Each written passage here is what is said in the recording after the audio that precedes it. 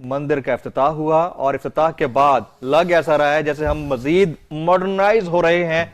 मोदी साहब यूएई में घुस गया, सऊदी अरेबिया में घुस गया, वहाँ से उन्होंने हाईएस्ट अवार्ड ले लिया, नेशनल अवार्ड ले लिया। वहाँ पे वो उनको जब भी आप जाते हैं तो देखने के वहाँ पे उन्होंने अपना सबसे बड़ा मंदिर बना लिया। हिंदुस्तान आगे गया, उन्होंने वो स्पेस जो मुस्लिम ममालिक में किसी वक्त हमारे पास थी वो स्पेस और हमारा सिक्का चलता था, हमारी बात सुनी जाती थी, आज वो चीज नहीं है। बड़ा इंप्रेस है इस कल्चर से जी, बहुत आसानी से उसको बड़ा, हमारे यहाँ भी बड़ा रंगीन, होली देखो उनकी, दिवाली देखो उनकी, क्या कल्चरल। अहम खबर देंगे आपको, मुल्क में डॉलर की बढ़ते कदर के मनफी असरात, कराची में दवाओं का मसनूई बहरान शिद्दत इख्तियार करने लगा। नॉट जस्ट दैट, आटे की कीमतों के अंदर, चीनी की कीमतों के अंदर भी बेशबहा इजाफा होता हुआ नजर आ रहा है। हिंदुस्तान की ये जो इकोनॉमिक पावर है, हिंदुस्तान का जो एक जो सॉफ्ट जो पावर है वो उसको ग्लॉस ओवर कर देती है, और ये सारी चीजें जो है वो हिंदुस्तान को एक ग्लोबल जो स्टेज है उस पे एक बड़ा प्लेयर बना देती है।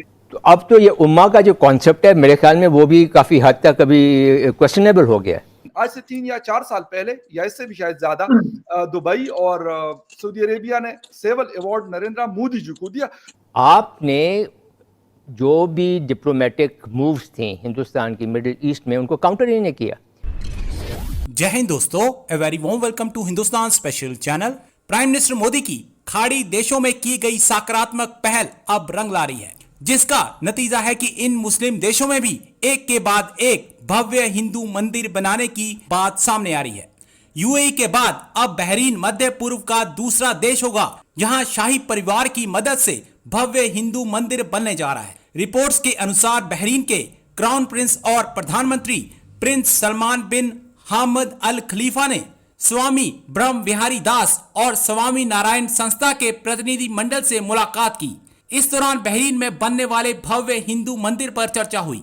बैठक के बाद इस मौके पर स्वामी ब्रह्म विहारी दास ने कहा कि बहरीन में बनने वाला यह मंदिर उन सभी धर्मों के लोगों का स्वागत करेगा जो भारतीय परंपराओं को जानना और समझना चाहते हैं। अब Pakistani media United Arab Emirates के बाद बहरीन में बनने वाले भव्य हिंदू मंदिर से काफी परेशान दिखाई दे रहा है। आपने सारा मिडिल ईस्ट खाली छोड़ दिया हिंदुस्तान के लिए। मोदी साहब यूएई में घुस गया, सऊदी अरेबिया में घुस गया, वहाँ से उन्होंने हाईएस्ट अवार्ड ले लिया, नेशनल अवार्ड ले लिया। वहाँ पे वो उनको जब भी आप जाते हैं तो देखने के वहाँ पे उन्होंने अपना सबसे बड़ा मंदिर बना लिया। आपने जो भी डिप्लोमेटिक मूव्स थे हिंदुस्तान की मिडिल ईस्ट में, उनको काउंटर ही नहीं किया।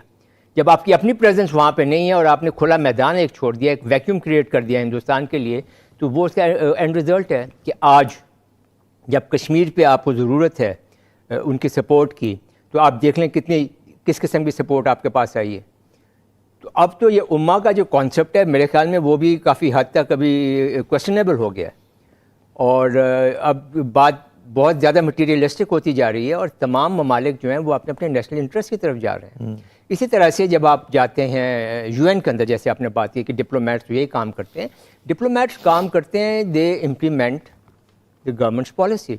आपकी ये बात और मेरे ख्याल में हम ये सारे लोग सुमीत जी हमसे मेरे ख्याल इस पे एग्री होंगे कि लोग ये मानते हैं कि हिंदुस्तान आगे गया, उन्होंने वो स्पेस जो मुस्लिम ममालिक में किसी वक्त हमारे पास थी वो स्पेस और हमारा सिक्का चलता था, हमारी बात सुनी जाती थी, आज वो चीज नहीं है। ठीक है, उन्होंने अभी 2 दिन पहले जनरल कमर जावेद बाजवा साहब को एक बहुत बड़ा अवार्ड दिया है, लेकिन आज से 3 या 4 साल पहले या इससे भी शायद ज्यादा दुबई और सऊदी अरेबिया ने सिविल अवार्ड नरेंद्र मोदी जी को दिया। तो मेरे ख्याल ये बात जो मेहर भाई है हमारे, उनसे मैं बिल्कुल एग्री करता हूँ कि उन लोगों ने इस पे काम किया और वो स्पेस उन्होंने हमसे लेके हमें साइड पे किया। अच्छा, अब आते हैं कि ये जो ये जो है जो G20 की जो समिट की बात हो रही है, देखें हमें इस चीज को एनालाइज करना पड़ेगा अपने जिंगोइज्म को साइड पे रख के, ठीक है, कि हिंदुस्तान के अंदर जो है वो दुनिया अब क्यों इतनी ज्यादा दिलचस्पी ले रही है। उसके कुछ फैक्टर्स है, महरक़ात हैं। आज से 20 साल पहले ये सिचुएशन नहीं थी। आप देखें हिंदुस्तान की जो इस वक्त जो इकोनॉमी है, मैशत है, वो बहुत बड़ी एक जो है इकोनॉमिक एक पावर है, बन चुका है, उसमें कोई शक नहीं है। उसके अलावा हिंदुस्तान की जो सॉफ्ट पावर है वो हमसे ज्यादा है। उसके अलावा हिंदुस्तान आप देखें दुनिया का वन ऑफ द लार्जेस्ट आपका वेपन इंपोर्टिंग कंट्री है, ठीक है। ये जो सारी चीजें ये वेस्टर्न कंट्रीज को अट्रैक्ट करती हैं, तो जाहिर बात है ये चीज हिंदुस्तान को एक जो डिप्लोमेटिक जिसे आप क्लाउड कहते हैं, या आप उससे ग्लोबल एक लिवरेज एक मिल जाता है हिंदुस्तान को, कि हिंदुस्तान की बात फिर ज्यादा सुनी जाती है इंटरनेशनल कम्युनिटी के अंदर, डिस्पाइट द फैक्ट कि दुनिया हिंदुस्तान की जो ह्यूमन राइट्स वायलेशंस हैं कश्मीर, उसको भी वक्तन फवक्तन उसको भी हाईलाइट करती है। आपने देखा है कि यूनाइटेड नेशन के प्लेटफॉर्म से या ईयू के प्लेटफॉर्म से उस पर काफी जो है ना वो रिजर्वेशंस या ऑब्जर्वेशंस आती हैं जो कश्मीर के अंदर जो सिचुएशन है। लेकिन हिंदुस्तान की ये जो इकोनॉमिक पावर है, हिंदुस्तान का जो एक जो सॉफ्ट जो पावर है वो उसको ग्लॉस ओवर कर देती है।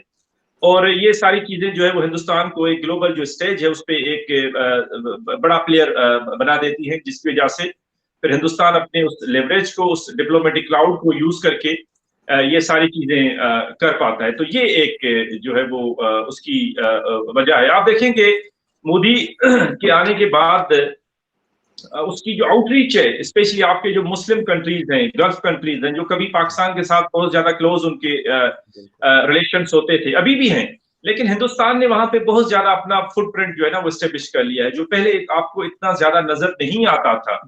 क्यों? क्योंकि अभी आजकल की जो ये जो 21वीं सदी है फकीर, ये जियो इकोनॉमी की सेंचुरी है, 21वीं जो सदी है, इस पे नेशंस एक दूसरे में देख रही है कि इकोनॉमिक इंटरेस्ट क्या है। आप देखें कि सबसे ज्यादा इंडियंस आपके सऊदी अरब में है, जो गल्फ कंट्रीज है वहां पे, दुबई में उनकी ज्यादा इन्वेस्टमेंट है। इंडिया जो है ना सऊदी अरब का एक बहुत बड़ा क्लाइंट है जो है वो एनर्जी का, तो जाहिर बात है उनको वो अच्छे लगेंगे।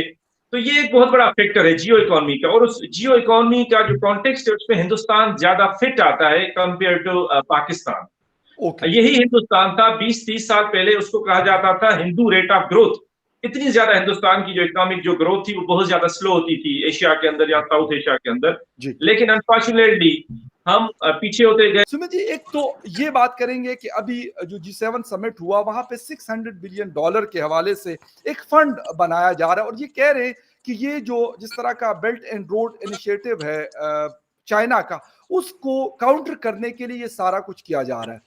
पहले मतलब अगर हम लास्ट 6 मंथ के मुख्तलिफ किस्म की समिट्स की बात कर लें, वहां पे जहाँ पे अमेरिका भी था तकरीबन मोस्ट ऑफ द टाइम, और हिंदुस्तान भी होता है, तो वहां पे एक पॉइंट बड़ा कॉमन है कि चाइना को एक्सक्लूड करने के लिए कोई बात होती है, वो क्वाड समिट हो, वो कोई मतलब और ऐसी बातचीत हो, ये चीज लाजमी होती है। यहाँ पे भी ये वाली बात हमें नजर आ रही है कि $600 अरब को इसीलिए इकट्ठा फंड बनाया जा रहा है कि चाइना को साइड पे किया जाए, और जहां जहां पे वो अपना मतलब इन्फ्लुएंस चाहता है उसको कम किया जा सके।